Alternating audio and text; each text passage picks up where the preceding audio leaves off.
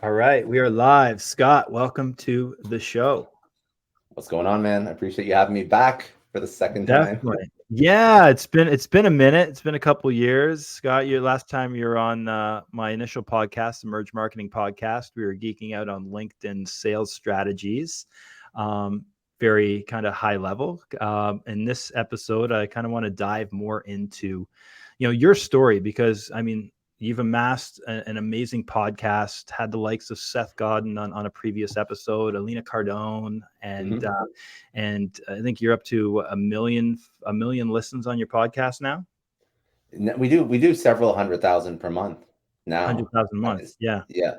So it's probably cumulatively over the past almost 5 years. It's several million, Yeah. several million So downloads, which is awesome. I mean, biannually, you're hitting a million. yeah, So, yeah. yeah. Okay. So, firstly, maybe talk a bit about your past and because you're originally from Ottawa. So I was born in Toronto, Yeah. moved to Ottawa when I was 3. Okay. So that's really because of my parents. My parents were, I've spoken with this a few times, they were very risk adverse government. Well, my dad was government employee. So obviously the complete opposite of what you would consider to be like an entrepreneurial family. So safety, security, 9 to 5, pension, that was sort of the environment that I grew up in. And that's Ottawa. So Ottawa's I don't know what your audience breakdown is, but that's DC of Canada, right? So it's all very government, very, very cold. Um, and I think that, you know, I've always tried to think back as to how I sort of went down the rabbit hole that led me to where I'm at. And I don't always have like a concrete answer. I think it was a whole bunch of small little inflection points in my life. I think that starting to work in tech sort of exposed me to private sector, which was sort of the first step in eventually working in smaller tech companies and eventually seeing an acquisition event and then eventually working with startups and then starting to get an idea of, okay, so what kind of career do I want to have for myself? What kind of retirement do I want to have for myself? What kind of life do I want to live? And then how do I get to that life? And really, I saw the structure of safety and security being something that was great for our parents, but really it was a thing of the past. I think that the type of, and now I think COVID really exposed that for a lot of people. But at a very early age, I realized, like, listen, if I don't get an awesome pension, I better make excuse my French, like a shit ton of money so that, oh my goodness. 1 second, we're going to fix this. You're good. We're going to fix this camera. And then the next time you have me on in another 3 years, I'll have a new USB cord so that it won't cut out. Oh, good. But so yeah, so it was really just how do I want to live my life and how do I want to be comfortable and how do I want to have some freedom. And I didn't see that. I didn't see the easy route there because the environment that I grew up in, I didn't really want to work for government, and private companies didn't have pensions the way they used to, like our parents were accustomed to. So it was really like, okay, so I got to figure this out myself. So I got to make a lot of money, and I'm probably not going to make a lot of money just by working for a salary my whole career. So where do I go? And this is sort of just thoughts that ruminate in your head for years. And then when those thoughts sort of are in your head at the same time as working for a company. At the time, it was a small telco in Canada that was acquired by a private equity firm, and you see this exit event transpire, you're like, light bulb moment. This is how you make a lot of money. This is how you set yourself up so that you aren't like a slave to the grind for the rest of your life. And then you start to figure out and sort of architect how you want your life to look, and you reverse engineer the steps to get there. And I think that that's something that I've always been able to do quite effectively. It's like I look at the end result and I reverse engineer the steps, and I just take very meaningful career decisions towards the first step on that path that can eventually get me to where I want to be. So if I want this exit event, then I have to have equity in a company. And if I want to have equity in a company, I have to start working with startups. And in what capacity can I work with startups so that I get a little piece of equity? And I've tried to do it through my career as a consultant. I've worked full time for startups as well, but it was like that is the path to achieving like financial freedom.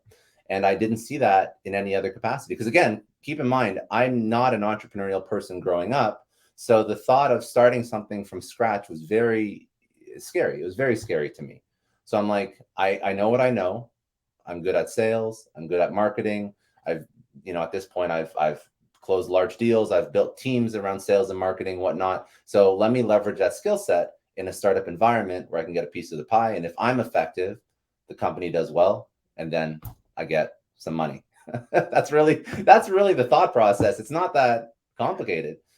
It's easier said than done, though, isn't it? Yeah. It's funny Yeah. because I had my digital agency, or a digital agency I used to work for years ago. I was the first employee hired, and I saw that company continue to grow to $1 million a month company, hiring more employees, getting up to about 25 employees. And I saw my paycheck slowly starting to dwindle. The commissions, the payouts were getting smaller and smaller. And to me, and I saw the CEO of the company spending more time on the golf course than in the office. And to me, that was kind of like my epiphany. It's like, man, I need to be doing that. I needed to be doing what that guy did. And that inspired me. That experience inspired me to start my own social media agency back in 2016. Yeah. And it got to a point where it was like, I had an offer for a digital agency doing sales, making six figures, or eating crow and doing this digital agency making 40K to start. You know what I mean? But it took me a lot to, I was going to say, it took me a lot to get to the point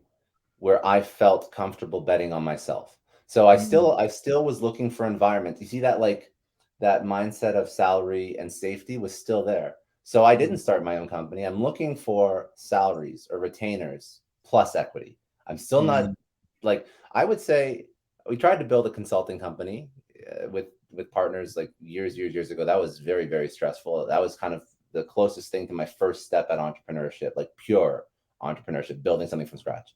I would say the first successful thing that I have built entirely on my own, meaning I didn't bolt myself on to an existing product or an existing CEO and help them scale. I would say it was probably the podcast.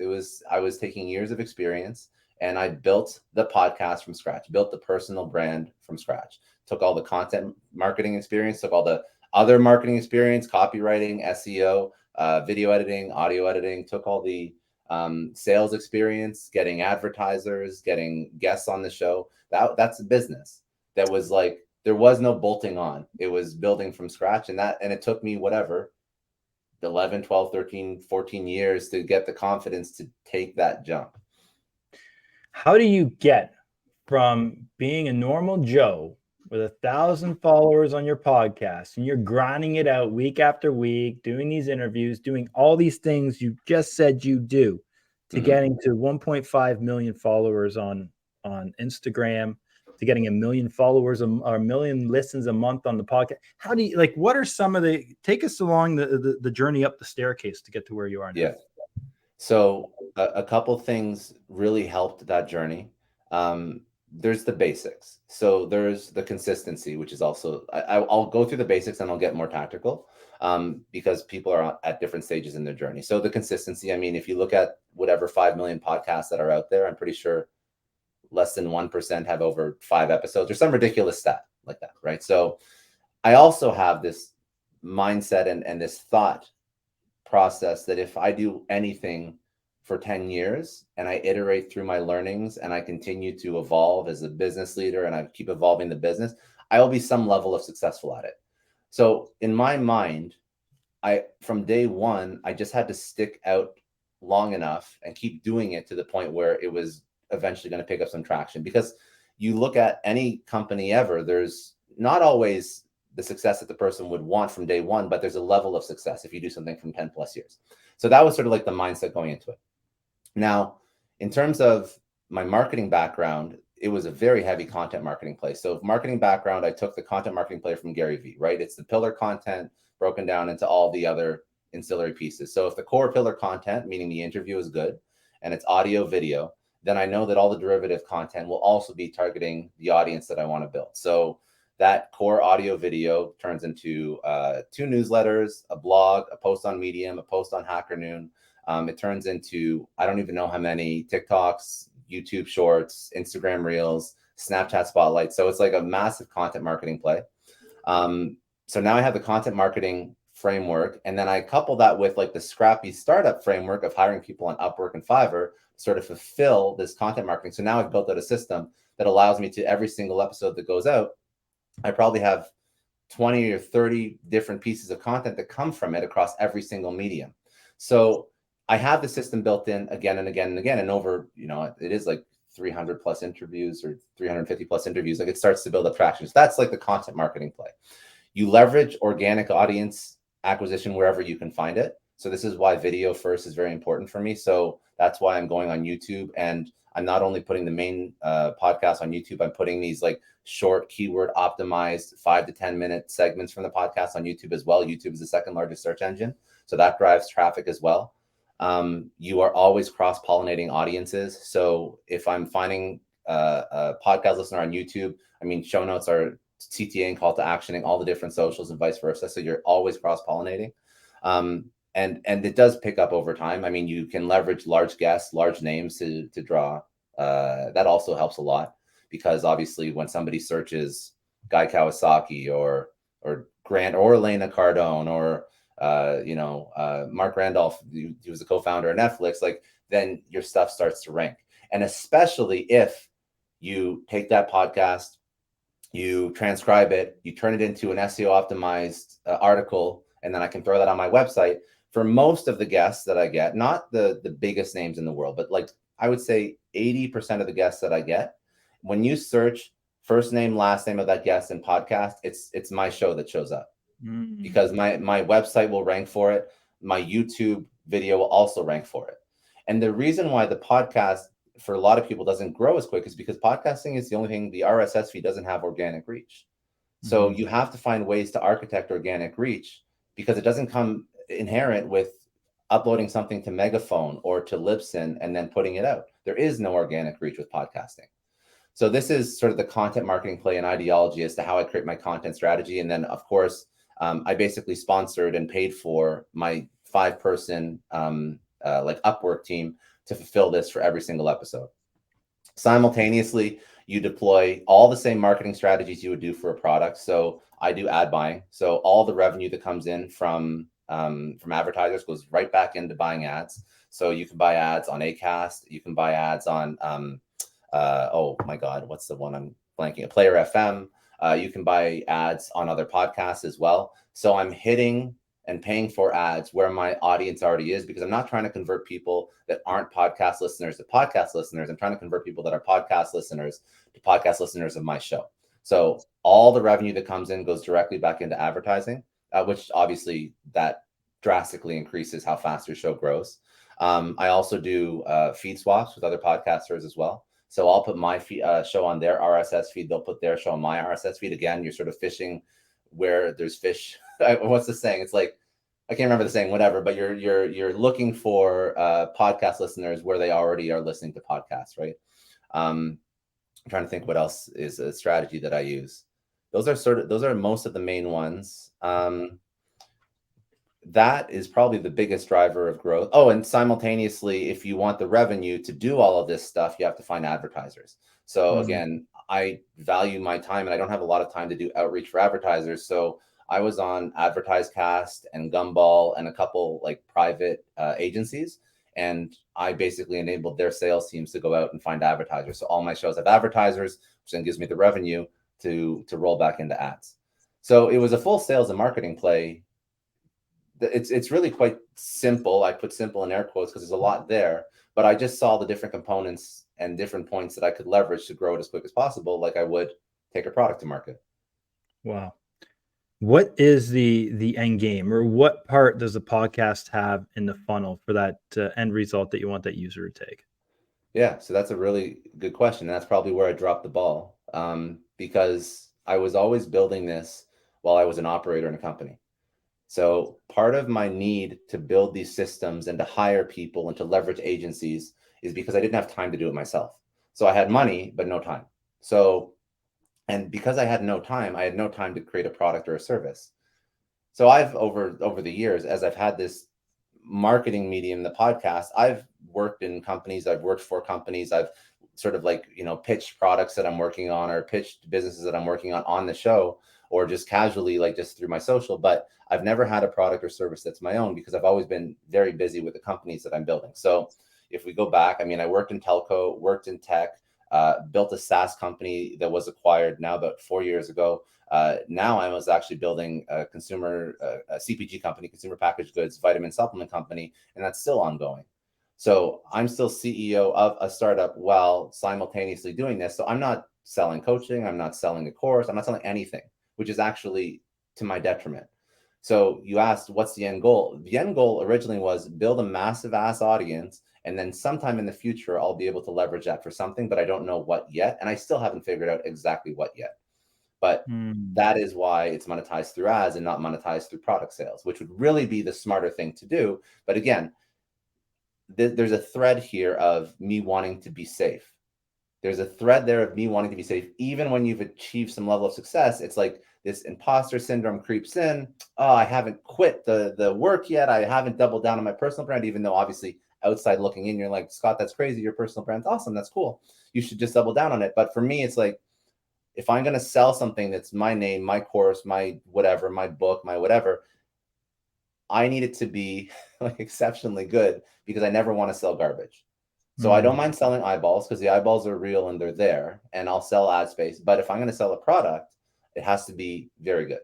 And that's why I haven't productized it to the degree that some people productize it. I mean, you look at some of the big shows, they have the course behind it, or they have some paid community or something like that. Or you look at some other big influencers like Grant Cardone leverages his audience for real estate deals. I'm sure, I don't even know what Gary Vee leverages his audience for, but it's probably for any of the companies that it's NFT project, some of his conferences, wine library or whatever he's doing. Right. So they'll leverage it for a product. Yeah, exactly. Yeah. Yeah. So yeah, I was going to say, Scott, so I mean, I think it's so smart the way you did it. It's like you do it because you enjoy to do it. You genuinely like to have great conversations with people. The podcast is your product right now. Mm-hmm. And it's like I think a lot of aspiring podcasters do it wrong. And this is why it goes back to seeing all these podcasts out there with 5 episodes and then they're in the podcast graveyard because they don't see that tangible ROI.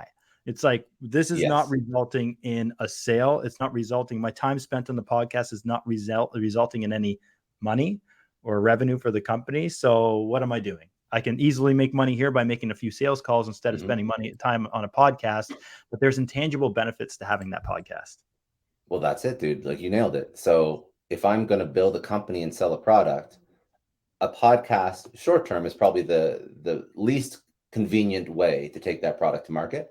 However, long term, it can be life changing because the amount of trust that I can build with my user base over 10 years for relatively low expense activity. Like, I'm talking about hiring a couple people on Fiverr or Upwork. I'm talking about rolling, some ad revenue into ads for the show, but you don't have to do that. Like, if you just continue building a podcast and you create great content, like, you will start to notice that it will start to build a tribe around it. You'll start to build a community. You'll start to have some really great fans. But people do it for the wrong reasons. And I think that people just jump on the latest trend, or the latest bandwagon, and they're frustrated as to why they're not selling or monetizing as quick as the next person. But I actually think this is a bigger problem with entrepreneurship. If you're going to do anything, you should expect to do it for a period of time before it yields revenue to a degree. I think you have to find product market fit. And I don't see podcasting, the product market fit is you. You are the product, really, because there's how many other podcasts talk about business. So if you are the product and that's your marketing channel, like, you have to build a tribe or community. If I'm trying to launch and sell a consumer good or whatever it is, I don't have to be liked. I don't have to be known to sell that product or service. I can just find a way to build my funnel, optimize my ads, or whatever activity I want to do to sell that.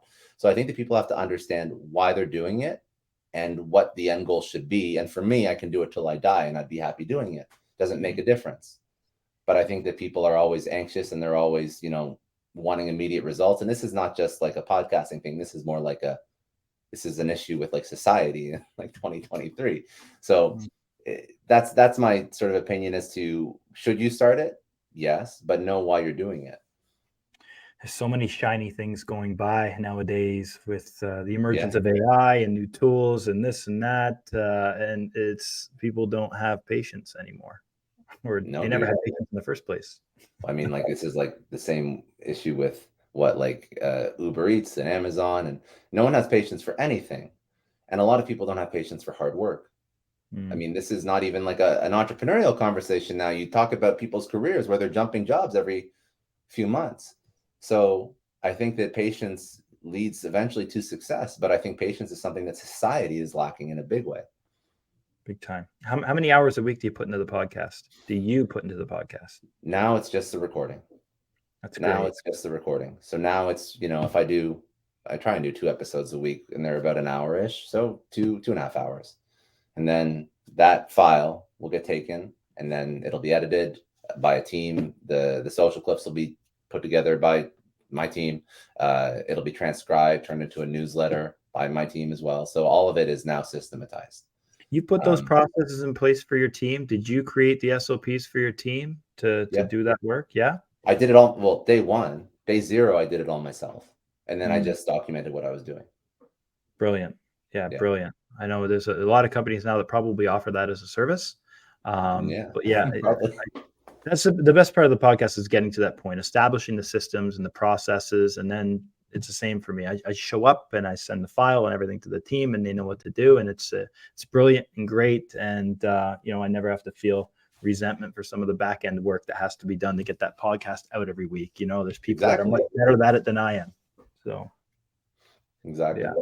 So in terms of okay, so you have the podcast now, and obviously you're a sales expert, you're a sales genius. Last time we had you on the podcast, we were talking about LinkedIn sales. None Is of that's sales changed, by the way. Everybody's still. I'm doing a session at Inbound, and they're still wanting to talk about like social selling and like selling on LinkedIn, and all these like incredible like revenue leaders are still so focused on learning how to do it, which I think is interesting because it's not a new concept. I think B2B selling is very very useful on LinkedIn, but I guess I don't know. I moved away from the B2B environment for a couple of years, and it seems like nothing's changed, which is is kind of it funny, is it but you feel like it's a bit tainted? Like, do you feel like it's a bit tainted only because you have the likes of Salesflow and all these different apps that integrate with LinkedIn for automation, connection automation, and all this type of stuff. Like for me personally, when I'm going through my LinkedIn inbox, I am not looking at those inbox mails. I just don't get to them. I don't no. care. I Well, no, go, because they're like paragraphs. They're like chunks of yeah, text. right. So yes, if you do it incorrectly, you're not going to get results. But like so I haven't done B2B prospecting on LinkedIn in a minute. It's probably been a while, a couple years. But when I used to do it, I used to either send personalized. So I had sort of two. We shouldn't do this in conversation again, but I can bring it up very quickly. I used to have like the highest profile targets that would be right ICP, ideal customer profile, right buyer persona, and then those people I would be sending like I would record. I would take my phone and every single one of those people I would record a custom video and send it. And it wasn't like there's some tools now that try and trick people into thinking that the video is custom. Like, no, it was me sitting in a chair for like 3 hours recording videos and sending them. Or I would send voice notes if obviously I was out and it wasn't appropriate to like send a video, or if I was sitting on my sofa like after work or whatever in my workout stuff, I would send a quick voice note, but I'd make it very short and to the point just so that they know I'm a real person, and just so that they know that I've actually done research, so that I think that whatever I'm selling is actually very, very relevant to them. And the huge walls of text that for some reason were a thing 5 years ago are still a thing now. Yeah, I don't read any of that. I don't. But if somebody actually said, "Hey, I recorded you a quick voice note," I would probably listen to it, or I would watch not a long voice note. Don't send minute and a Mm, half, 2 minutes, but like 10 seconds, 20 seconds, be like, "Hey, I just saw you tweet something about this, that, and the other. This is what we do. If it makes sense to work together, we've worked with this, list off 3 other competitors or whatnot. It'd be great to chat or grab a coffee." Like that's it. And you'll get responses because you're a normal human being and people do business with mm, people and humans and do business with humans. But yeah, it's also, full of garbage, just like email is. Email can be done right or can be done incorrectly. And people kind of get lazy. But the point was, anyway, so I have sort of like 2 groups of people that I prospect on LinkedIn. Those were like the ones I did personally. And even times when I did automated, it was never walls of text. It was like a sentence or 2 max. And I didn't do endless follow-ups. So you don't piss people off that way. mm. And you don't just give them like like a wall of 3 paragraphs filled with information that they don't care about to read. So it's like, it just has to be, even with email, like you're not supposed to, in your first email, I can't remember what the exact rule is, but like when you open an email on your phone, like the most effective sales emails and the most effective open rates I get are my first name, last name, and my phone number in the subject line. I get like 30 to 35 on average open rate on that email. And then in the actual email, it's only going to be like 1 or 2 sentences. So whatever they can read on their phone without scrolling from when they first open the email, those are the highest converting emails. Now you have to make sure that the messaging is correct and there's like a proper customized pitch that it makes sense for them to actually respond to you. But if you're going to send them a wall of text, they're not going to respond back. So these are things that are not new and novel. These are things that were best sales practices like 5-6 years ago, and probably even before I was really into B2B enterprise sales. But they still seem to be an issue for people that are trying to reach out, because people always try and over communicate before they build a relationship, and they try and oversell before they build a relationship. And that still hasn't changed. I think it's just more of like an issue with like your confidence in yourself and your product. That's human nature. I also think it's the old typical I'm just following up email has become super stale. You know what I mean? Like it's nothing new about it. It's like, just get to the point. Like, hey, I've sent you a few follow-up emails, haven't heard back yet. Where do we go from here? Like that works more than anything else, or being politically correct in your email to those leads and follow-ups. Are there some things that you're seeing working better now than ever in terms of getting that potential prospect to a sales call? Yeah. So you reference something they've done online. Say that you just saw their LinkedIn post. Say that you just saw their tweet. Screenshot their tweet and put it in the email. Like nobody, like if somebody wants to come on my show, for example, and I get a lot of people hitting me up for the show now, all they do is send me a wall of text. If somebody went on iTunes, rated my show, took a screenshot of that rating and sent me an email, I can guarantee you'd stand out from about the 50 different pitches that I get per day. So let's extrapolate that strategy to a business.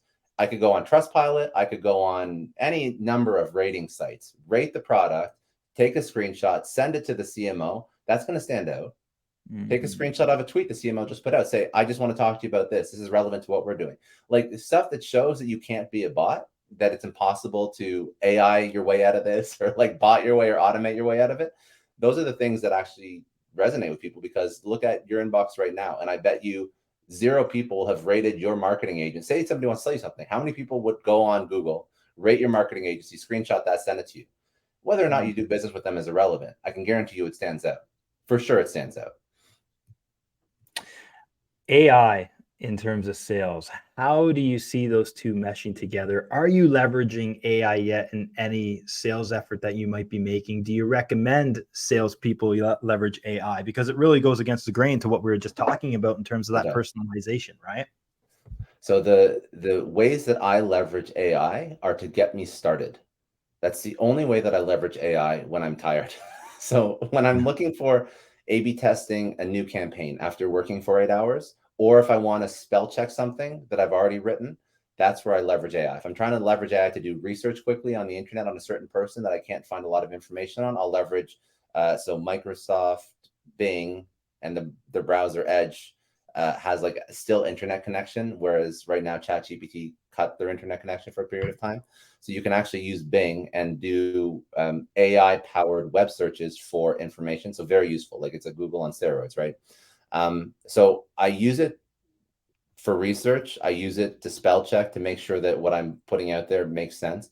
And then I'll also use it to start something else. If I'm writing a sales email, if I'm writing a social post, I will never let that be the finished product, because it's, in my opinion, never as good as what I could do or how I could finesse that initial piece of text or initial email copy. I can take that thing and then make it much better. But if I want 10 different ideas for sales emails, I'll ask it to give me 10 different, I'll put all my inputs in. Say, this is the product, this is the service, this is what we're selling, this is who I'm targeting, this is what I want you to write for me, like a 2-sentence email to, cold outreach to them. And I'll say, give me 10 different examples. I'll take those, then I'll finesse them. But it takes a lot of the heavy lifting away from getting yourself off the ground when you're trying to create something new. So that's where I leverage it right now. But I would never, ever, ever just take what it gives me and just like send it to the world or post it. Mm. To me, it's not at that point yet. And you're right, it does, it will never have like a personalized touch that you could do yourself.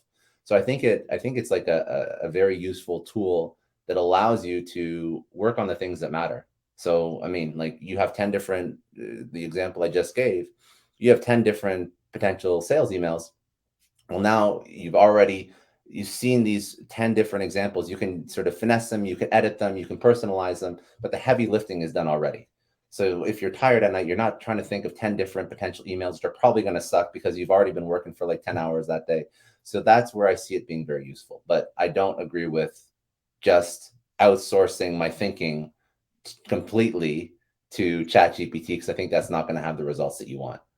Yeah, I think there's certain elements in a sales approach where you can use AI or Chat GPT to your advantage. And yeah, it's not verbatim grabbing something from Chat GPT and throwing it in a sales email and sending it out there. You could, I mean, you could send that out to 1,000 different people and you might get a couple of responses, but at the end of the day, it's really not that authentic. But It's not authentic. And I think that it would be just, you're going to get similar results to whether, I would also not agree that you write a sales email and send it to 1,000 people. Like that's in my opinion, not a great way to sell. mm, I don't think that's a great way to sell. I mean, the volume, velocity, sales approach, you will get some leads, but if that's all you're relying on, I think you're going to fall short. And I think you're going to end up burning your domain and burning relationships and whatnot. So I don't 100%. recommend you do that. But let's say we're doing a one-to-one email. I think the way to use ChatGPT, for example, would be, and this is the way I've used it in the past. It's like, look, research XYZ Yeah. website, Mm. provide me a list of 5 pain points for their customer. Boom. Yeah. From that, I might grab 3 of those pain points and create me 5 different Facebook ad copy variations. Bop, bop, bop, bop, bop, bop. Go through those, choose maybe 1 to 3 of them, and do something you can do, all that sort of audience research, all that customer research, all that type of stuff you can put within the email, Yeah. but frame it with obviously the personalization. I think that could be a great way to leverage it to save yourself a lot more time and try to Yeah. churn out as many one-to-one emails as possible. I'll give you another example that I use it for because I don't do as much enterprise outbound as I think you do right now.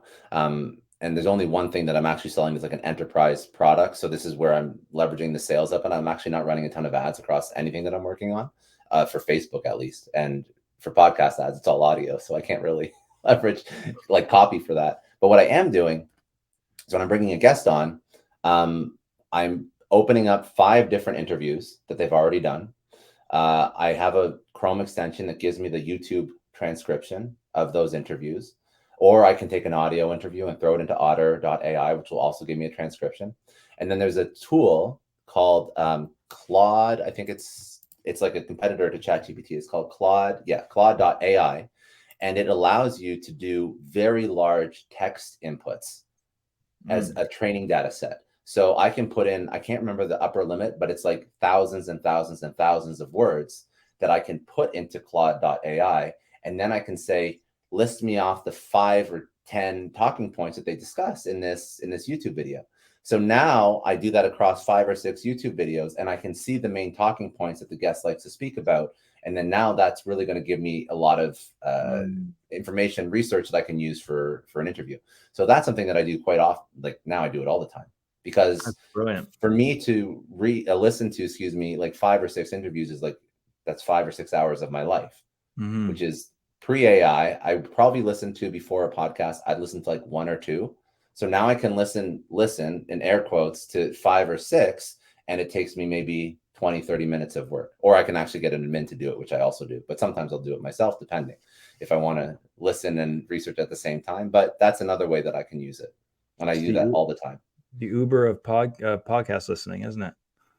A little bit, yeah. I mean, it's a little bit of a shortcut. I mean, you still got to make sure that the information it pulls out is correct. I still, Yeah. check the data, and check the actual, the quotes or whatever it pulls out from the show. But it really gets, like 90% of the information for a 60-minute show. It's going to get exactly what you want to speak about. Blinkist. That's Blinkist does the same thing essentially for books. Does it? I thought Does it? Blinkist was like a read. Oh, well, Blinkist takes a book and then it Yeah. turns into like a 5-minute version of that book, kind of. That's it, like the Coles Yeah. notes, essentially. But I Okay. think it only does it with stuff that's preloaded. So for Uh, this, got it. Got it. I'm Got it. doing it with random YouTube video that's on the internet. Mm, mm. That's brilliant. It's awesome. So, would you use AI for generating ideas for your newsletter with like 100? Yeah, I think you have 100,000 readers in your Yeah, newsletter. Yeah. yes, I do. For topics, is that how you come up with topic ideas for Yeah, I mean, essentially you're using your podcast episodes, obviously, but is there, I'm on your email list and there's other additional emails that go out there outside of the yeah. podcast, right? It's all AI, not AI written, but it No. is AI topic generation. So I Yeah. have hundreds of topics that I've thought through that fit my target audience, or so I think will fit my target audience.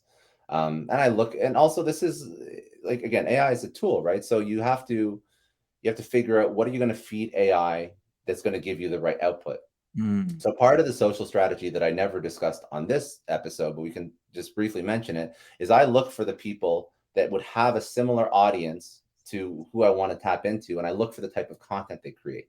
And I look for, like, so I have somebody on every single social that I'll look to. Like Sahil Bloom is a great example of somebody on Twitter. And I'm like, he nails it on Twitter. I want to tweet like Sahil. I want to understand what he speaks about, how he builds an audience, how he communicates, how he formats things. I mean, Justin Welsh is a great example on LinkedIn for somebody. So these are people that I can study and learn from. And then I understand that, like, this is basically going to drive my content strategy. It's going to drive how I structure things. And I'll learn from all these different people, and I'll look for the people that are killing it on their respective platform. And those are the people that I look to as basically, mentors that don't know I exist. The people that I'm actually trying to pick up the tips from, because they've learned how to build an audience on that one particular platform. And I try not to just say, hey, look at, Gary Vee has a big audience, so let me emulate his tweets and his YouTube.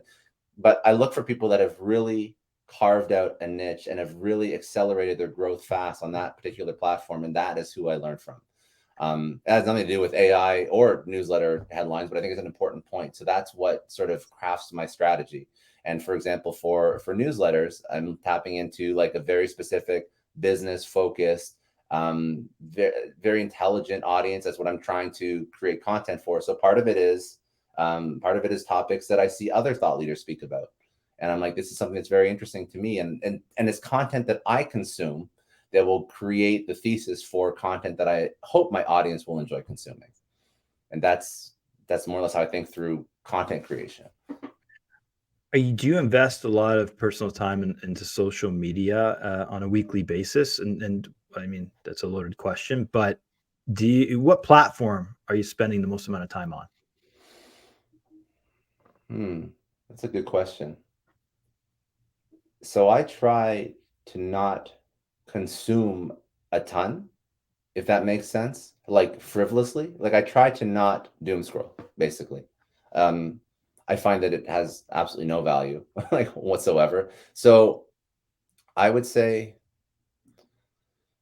the most useful tool to stay up to date on things, news, stories, as much as I don't like how negative it is Twitter, because I will learn about things before anyone else. And that actually is very useful for me in a content capacity, because if I learned about a story that's a business story, I can turn around and tweet about it, or I can turn around Mm, and even write a newsletter about it or a post about it, like, mm, in a couple hours, probably mm. a couple days before people that aren't on Twitter learn about the story. So practically that makes the most sense, but that's pretty much the one that I spend the most time on. I don't really scroll through Instagram or TikTok. I'd say YouTube, to be quite honest, just because that's Mm. where, like, while I'm working, I'll listen to a podcast or I'll watch a video.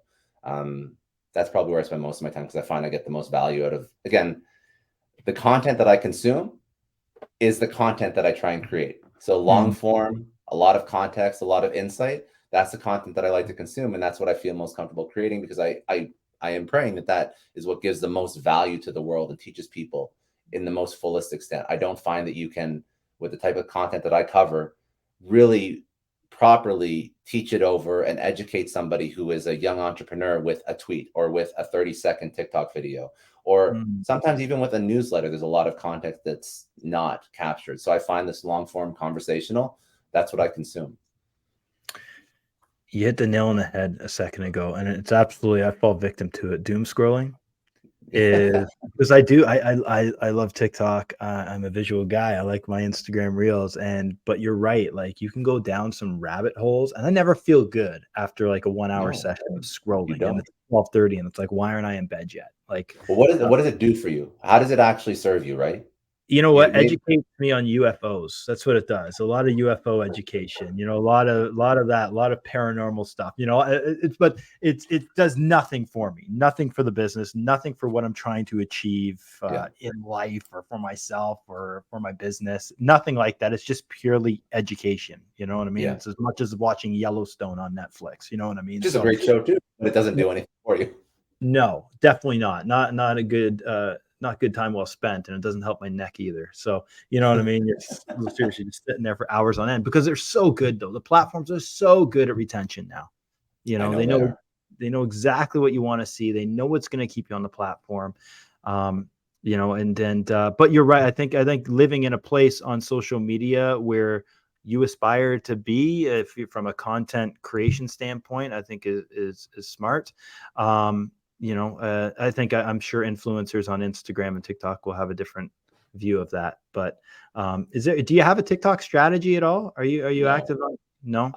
So my short form content strategy is I mean it's sort of twofold. So it's again it's that pillar content that gets turned into all those 30-second clips, and they get pushed out across TikTok, Instagram, Snapchat Spotlight, YouTube Shorts, uh, I think I TikTok, and then I'll do a couple talking head videos. So I'll look for the tweets that I put out that do the best, and then I'll turn those into like a 30 to 45-second mini rant, me speaking about that particular topic, and then I'll upload those to the same short video platforms. But I'm not like I don't kill it on short form video, but because of the editing style and because some of the guests are big, it doesn't do bad, but it's not I mean, people on TikTok, some of them have millions and millions and millions. Like TikTok is incredible because it democratizes the ability to go viral, whereas you don't really have that ability on other social platforms anymore. Mm, I mean, like mhm, Facebook way back you used to, Instagram for a mhm. minute you used to, but you don't really have it anymore. So TikTok's the one where a creator with the right style of content can really do quite well. But I haven't seen too many business people blow up outside of maybe Alex Ramosi, which is the quickest business blow up that I've seen. But also, he wasn't just a TikTok. Uh, he wasn't focused on TikTok. He was like the full gamut of marketing activities across everywhere, and that's I think what sort of helped him grow so quickly. And he also had a full strategy and team behind him, and it was really just volume that he rolled out that allowed him to grow. So no, I don't have a specific TikTok strategy, but I have something that quasi works. It's good enough for me. So, I mean, in terms of amassing 1.5 million followers on Instagram, I mean, it's a tough number to amass. You've cracked that 1 million mark. You know, you're in the next tier. You're right. You're in the next level. Yeah. What helped you get to that point? If especially with Instagram not being one of your primary platforms of focus. So you should ask Brendan Kane about this because he's good at this. Yeah, He's very good yeah. at this. But I ran the Brendan Kane strategy for a period of time. So I was running paid ads and converting people into Instagram followers. Mm, And then I think that a lot of the short form content, it's not going as viral as it could be, but it's not bad. So mm, it'll get like 20,000 views, 30,000 views. And then also the collaboration. So the collaboration with people, like some of the names that I've had on my show are quite big. So that gives me access to their audience. And I would mhm. say that between running paid ads, collaborating, and then putting out as much content as you possibly can, then I think that that's probably the best way to grow. But I think that the Brendan Kane strategy is quite smart. It's quite smart because then it builds critical mass, and then you start appearing on explore pages, and then you start to get more organic traffic as well. So I think right now I get about 4,000 follows a day just through organic traffic, but that took a while to build up. So right now, I mean, it's just Instagram isn't really a main funnel for me. It's useful because it gives you that social proof, but it's not the main driver of traffic to the podcast. So it's a great number to have, but it's unnecessary. It's really Yeah. not relevant. Do you put any focus on looking at the metrics in terms of what kind of content garnered reach? Do you put any emphasis on that? Do you care about Yeah. it? Do you look at it? Yeah. So it's the two types of content that I still post right now. So you get a big name on a show, you get a big name and you do a collaboration with them, and that will get the most reach. Or the stupid motivational tweets, that those get shared, and those get shared again and again and again. And it's just, I it is what it is. It's the game. I don't love those as much as I love like the great insightful lessons from some of the guests that I bring on. But those are the ones that get shared the most. So if you actually look at the metrics that matter on Instagram, it's actually not the comments or the likes. It's the shares and the saves that really matter.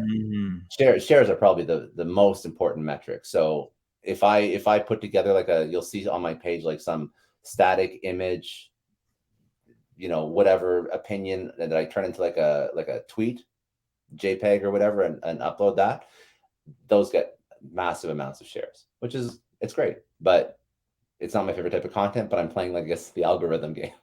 That's it, right? And that could all change by the time this podcast episode launches. So I think that, yes, you're right. I think that the most important thing is, I mean, it's over all the different things that we've spoken about. It's like, I'm pretty sure, like, I have a couple thousand posts at this point. So every single day I'm putting up 3 posts. I'm trying to put up 3 posts every single day. So that and you go compounded back over. and repurpose some of that old content you put out there. Yeah. And how far back would you go to repurpose a piece of content? Doesn't really matter to me. As far as if the content's good, I'll repurpose it. If the content's still relevant. So a lot of the stuff that I'll post on Instagram is evergreen. Yeah. I don't really do a lot of topical, time-bound stuff. The only, actually, that's across all social. Like I will take a tweet that I've put out like 3 years ago, and I'll repurpose it for an Instagram post, for a LinkedIn post, just retweet it, not like retweet it, but just like tweet it fresh again. So I always leverage old content. I think it's probably one of the smartest things you can do. But like, I mean, it's very hard to always come up with new, but yeah. Awesome. Scott, this has been awesome. Great conversation. I could probably have a Joe Rogan-esque episode with you here today, but we ain't got time for that. But you can go for as long as you want, dude. Yeah. We can do one in another 2 years, whatever you want. Well, if our audience has any questions for you, Scott, what's the best way for them to get in touch? So all the social is the same. So it's at Scott D. Clary, and then website scottdclary.com. And if you love podcasts, it's Success Story Podcast. Awesome. Scott, you're the man. Thanks so much for your time. Thank you, man. I appreciate it.